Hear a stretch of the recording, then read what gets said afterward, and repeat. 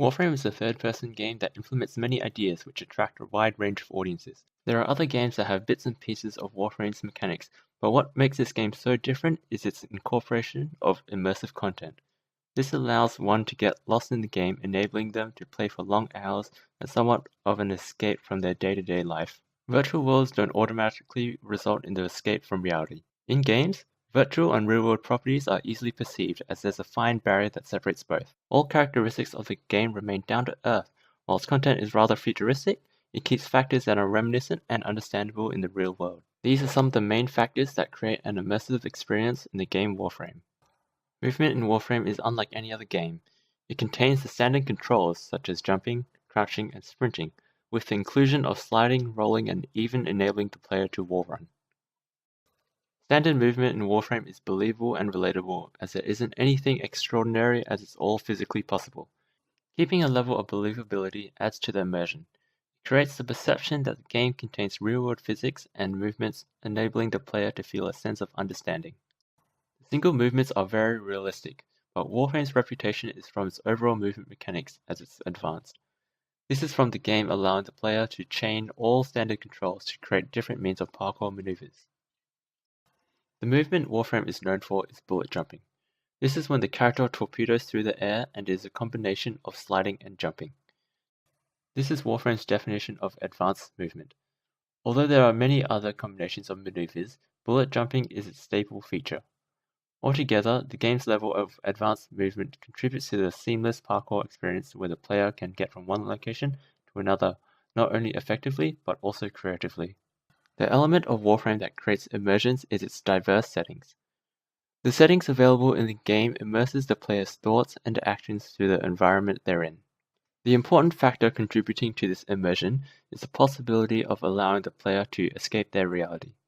This is from the game not only creating realistic environments to explore, but also providing an alternate living for the player in the form of their very own spacecraft called the Orbiter. Warframe allows for this immersion of alternate living using space. In other games, character customization, crafting, and mission selection can be done from a menu format, but this is where Warframe excels. It allows the player to put themselves in the shoes of their in-game character as though they're thrown straight into the game. This enables them to walk around and interact within virtual space. Actions possible within the Orbiter act as a central hub for the player to interact with certain game features when not in missions. They can move around the rooms, travel to planet locations, customize through decoration, and even own companions and pets. The game's aesthetic of an alternate living transcends that of reality, mimicking possibilities of life from exploration and customization. The Orbiter can be said to be the player's room or home, much like in reality, when one would have to walk around to interact with objects or go to specific rooms completing certain tasks. Much like the Orbiter where the player walks around, on Earth, the player can roam around in an environment called Cetus. Here, Warframe emphasizes on the aspect of an immersive open world. Interactions with the inhabitants of Cetus creates dialogue between the player and the NPCs. This is where they can complete tasks for the inhabitants, accumulating reputation to obtain certain items, resources, and rewards. Aside from completing missions for the inhabitants, there are other activities where the player can explore an open-world environment right outside Cetus.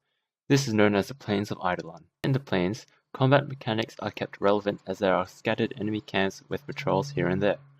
Aside from the combat, the plains has much more to offer in terms of an immersive gameplay experience. Side tasks can be completed for the player's own benefit as this accumulates reputation.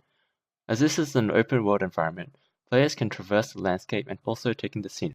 More specific tasks available in the Plains of Eidolon are farming in the form of mining and fishing, where the resources yielded can be used by the player in crafting.